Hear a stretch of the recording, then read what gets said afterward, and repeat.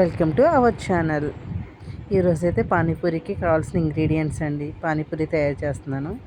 కొత్తిమీర, పుదీనా, ఉల్లిపాయ, పచ్చిమిర్చి, చింతపండు అండ్ బెల్లం.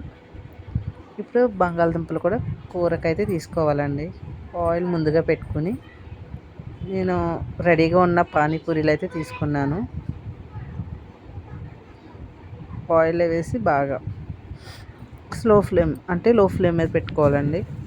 లో ఫ్లేమ్ మీద పెట్టుకుని పూరీలను అయితే పొంగనివ్వాలి. పొంగనిచ్చిన వెంటనే ఒక గిన్నెలోకి అయితే తీసేసుకోవాలి.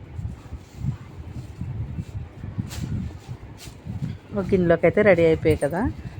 పానీలు అయితే పక్కన పెట్టేసుకున్నాను. పూరీని తీసుకుని పక్కన పెట్టేసుకున్నాను.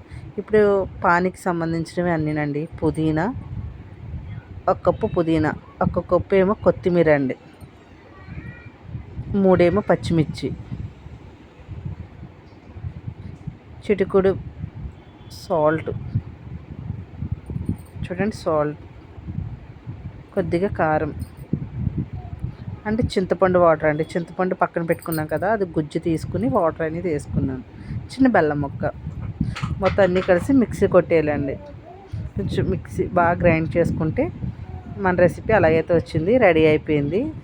పానీ అయితే రెడీ అయిపోయింది. ఇప్పుడు కుర్మాకు కావాల్సినవండి.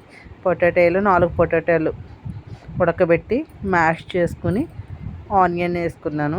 కొద్దిగా కారం, కొంచెం సాల్టు, కొంచెం ధనియాల పొడి, సాల్టు, ధనియాల పొడి,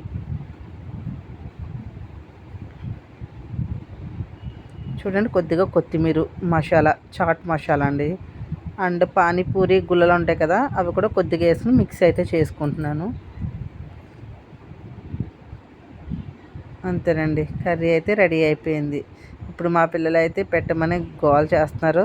ఒక్కొక్కరు సూపర్ ఉందని టేస్ట్ అయితే చెప్తున్నారు. చూడండి, వావ్ సూపర్ ఉందంటున్నారు. పానీ, పూరి, కర్రీ 3 అయితే రెడీ అయిందండి.